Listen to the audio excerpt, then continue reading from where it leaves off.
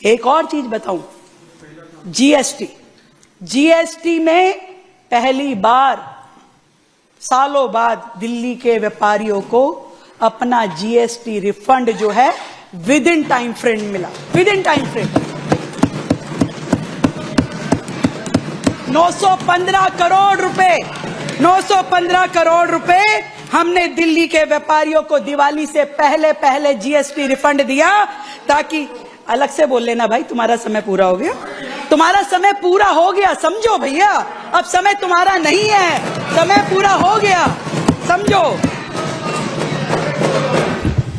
मैं तो इतनी बात कहना चाहती हूं कि जिंदगी की असली उड़ान अभी बाकी है, जिंदगी के कई इम्तिहान अभी बाकी हैं।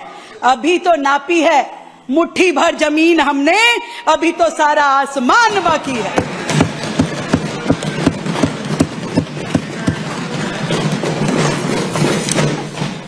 ये अजय भाई बैठे हैं तो एक पर्चा जरूर पढ़ना चाहूंगी। इन्होंने कहा सिलेंडर नहीं दिया, 2500 रुपए नहीं दिए। अरे सुनो सुनो तो, तुम्हारी बात का जवाब दे रही हूं। अध्यक्ष जी मेरा टाइम 2 मिनट इनके हिसाब से कर देना। कहा जी सिलेंडर नहीं दिया और 2500 रुपए नहीं दिए। मैं बताऊं हमने क्या क्या दिया, तुम्हारे अकाउंट में क्या क्या दिया, ये सुनिए। डीएमआरसी की पेमेंट जो आम आदमी पार्टी की सरकार में दी जानी चाहिए थी, फेज 1, 2 और 3 की 9087 करोड़ रुपए हमने देने का वादा किया। तभी डीएमआरसी का काम दोबारा बढ़ पाएगा। इसी तरीके से पेरिफेरल एक्सप्रेस वे के अकाउंट में जो पैसा आपकी सरकार के समय दिया जाना चाहिए था, वो सारी रोड दिल्ली के लिए बनी। आज दिल्ली में कितना ट्रैफिक कंजेशन कम हो पाया इन सभी एक्सप्रेस वे के कारण से। 3700 करोड़ रुपए उस अकाउंट में पेंडिंग है, जो हमें देने पड़ेंगे आपके कारण, आपके समय की पेंडिंग लायबिलिटी के कारण। इसी तरीके से पावर विभाग की 3326 करोड़ रुपए आपके समय के पेंडिंग लायबिलिटी आज की वर्तमान की दिल्ली सरकार को देनी पड़ेगी। आप पूछते हो सिलेंडर, आप पूछते हो ये थोड़ी ना बता के गए थे आपकी ये लायबिलिटी पेंडिंग है। अभी तो सुनते रहिए, इतना बड़ा परिचय, थोड़े थोड़े मेन स्पोर्ट्स के बच्चे 3 साल से उनको प्राइज मनी नहीं मिला। 24 करोड़ रुपए उस हेड के भी पेंडिंग हैं। आपके हॉस्पिटल्स के प्रोजेक्ट के लगभग 1800 करोड़ रुपए की देनदारी हमारे ऊपर खड़ी है। बच्चों को, बैकवर्ड क्लास के, हमारे इकोनॉमिकल बैकवर्ड बच्चों को, माइनॉरिटी के बच्चों को जो है स्कॉलरशिप 17 करोड़ रुपए उस हेड में अभी हमें देना पड़ेगा, जो आप नहीं देके गए हैं। ऐसे ही आरआरटीएस के अकाउंट में 250 करोड़ रुपए जो आपको देने थे, आपने नहीं दिए, हमें देने पड़ेंगे।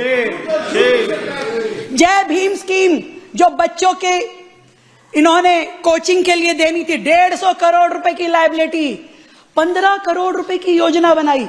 आज इतने सारे कोचिंग सेंटर खड़े हुए हैं, 150 करोड़ रुपए मांग रहे हैं भाई, कह रहे 150 करोड़ हम भी हैं। पता नहीं कौन कौन इनके साथ में मिली भगत में था।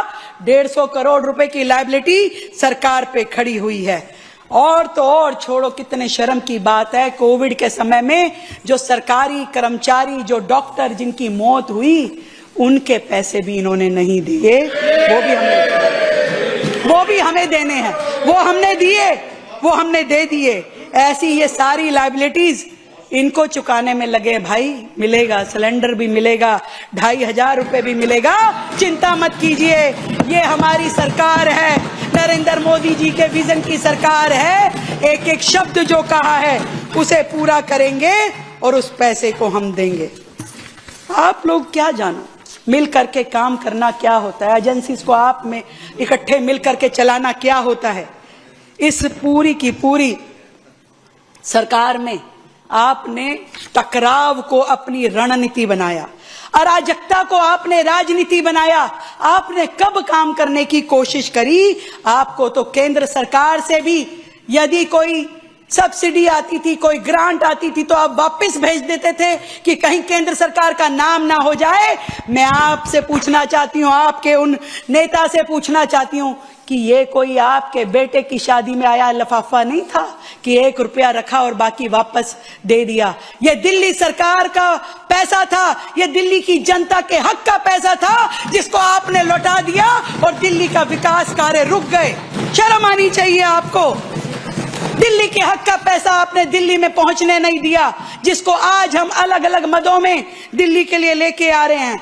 आज हम कभी डीडीए के साथ बैठ के master plan, circle rate revision करते हैं, लैंड मैनेजमेंट पब्लिक यूटिलिटी के लिए करते हैं, तो कभी हम एमसीडी को उसकी जरूरतों के लिए ग्रांट देते हैं, एक्स्ट्रा ग्रांट। अभी भी 500 करोड़ हमने दिया। हमने उनको 70 एमआरएस मशीन और 1000 लीटर पिकर मशीनों को लेने के लिए 2300 करोड़ रुपए की सब्सिडी दी। आप सोचिए कि हम लोग दिल्ली के भले के लिए हर संभव प्रयास, हर संभव काम करने की दिशा में चल रहे हैं। मैं लगातार जो हमारे एलजी महोदय ने दिल्ली के लिए मेहनत करी, दिल्ली के हर विषय पे काम किया, दिल्ली को बचा के रखने के लिए जितनी भी शिद्दत से उन्होंने दिल्ली में समय लगाया, आज इस सदन के माध्यम से उनका भी धन्यवाद करती हूं। उनकी मेहनत को हम सलाम करते हैं। आपके मोबाइल पर तुरंत आएगी ब्रेकिंग न्यूज। स्क्रीन पर सबसे पहले दिखेगी बड़ी खबर। देश दुनिया की हर खबर एक जगह। अब आपके मोबाइल पर तुरंत फटाफट इंस्टॉल कीजिए न्यूज नेशन ऐप और रखिए खुद को अपडेट।